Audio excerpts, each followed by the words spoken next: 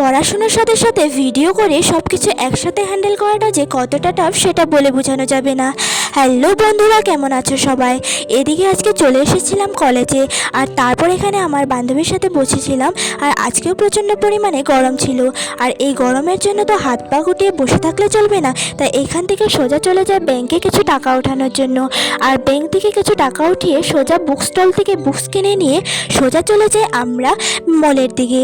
এখানে আমাদের বান্ধবীদের কিছু প্রয়োজনীয় কেনাকাটা করা ছিল, তাই ওদের সাথে চলে আসি মলে কেনাকাটা করার জন্য।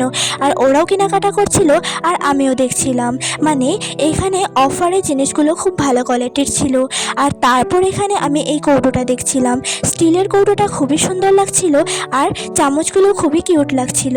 এখানে আমি একটা বোতল দেখছিলাম, বোতলটা খুবই সুন্দর লাগছিল, এখানে সুন্দর করে লেখা ছিল সব কিছু। আর বোতলটা আমার খুব পছন্দ হওয়াতে বোতলটা আমি নিয়ে নিই। আর তারপর সব কিছু নিয়ে আমরা চলে আসি বান্ধবীর বাড়িতে। আর বান্ধবী এখানে সব কিছু ক্যালকুলেট করতে বসে পড়ে, মানে কত কি বিল হয়েছে। আর এখান থেকে আমাদের একটা বান্ধবীকে নিয়ে আসে ম্যাগি বানিয়ে সবার জন্য খাওয়ার জন্য। আর তারপর এখানে আমরা সবাই মিলে বসে ম্যাগি খাচ্ছিলাম, বানিয়েছিল খুবই টেস্ট হয়েছিল খেতে। আর এখানে আমার দেরিও হচ্ছিল, তাই আমি এখানে ম্যাগিটা খেয়ে সোজা চলে যাই বাড়ির দিকে। আর এখানে আমি বাড়িতে চলে আসি, আর এসেই দেখে একটা পার্সেল এসেছে, তাই এটাকে আমি ঝটপট করে আনবক্সিং করছিলাম। পার্সেলটা প্রাইস মোতাবেক খুবই ভালো এসেছিল, আর কোয়ালিটিটাও খুবই ভালো ছিল।